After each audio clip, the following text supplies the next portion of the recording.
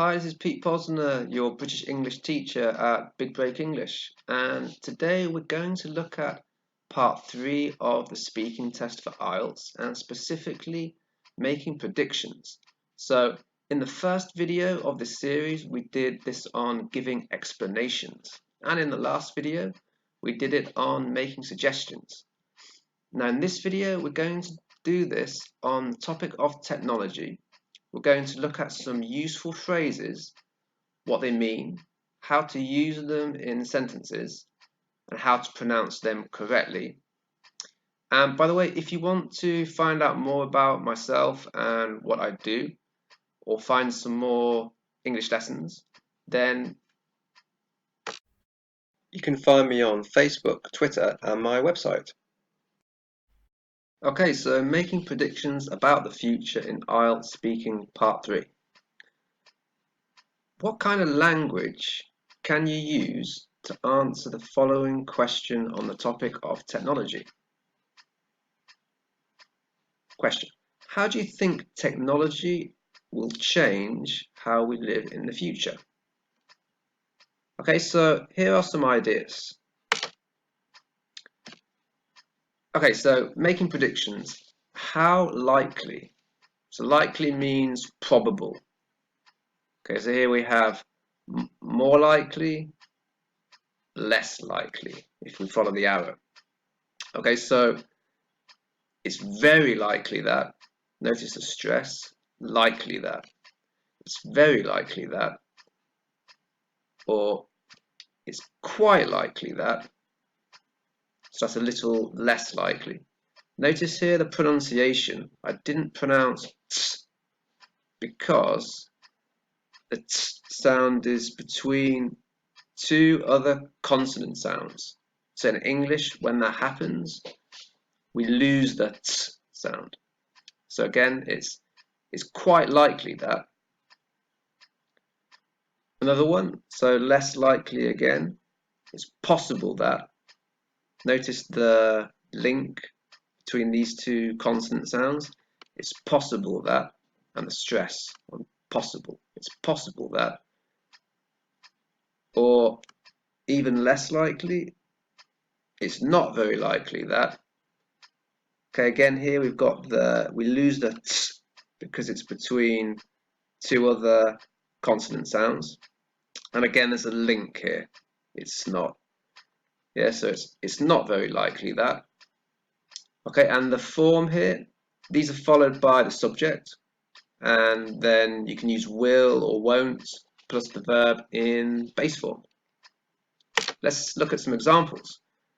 So number one, it's very likely that computers will get a lot smaller.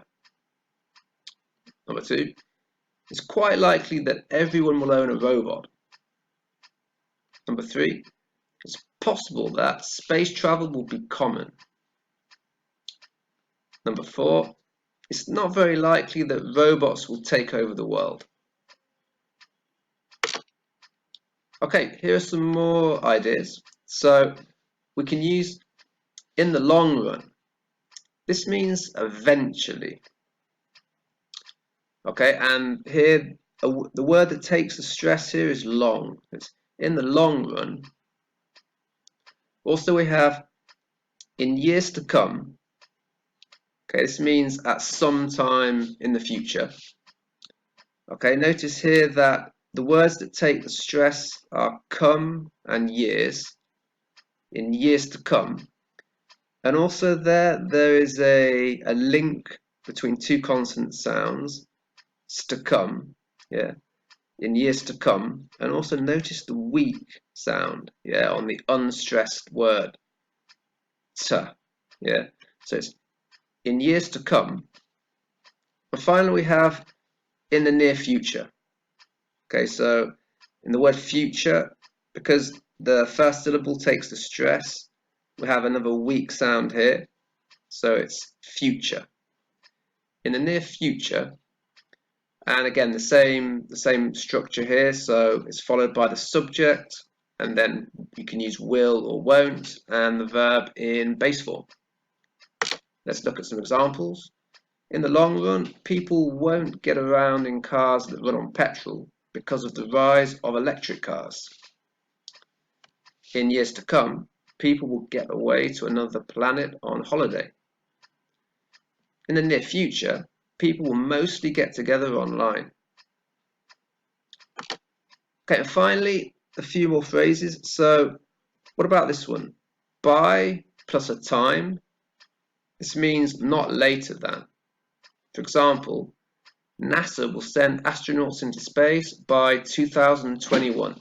Right, so by plus a time. Also, we can use by the time something happens. Okay, this form for this is by the time plus present simple, and then you can use will plus the verb in the base form to talk about the future. For example, by the time the children of today grow up, robots will replace humans in some menial work. Okay, so that's it for today. Why don't you write your own ideas below this video and try to use some of this language? Okay, and I will see you next time.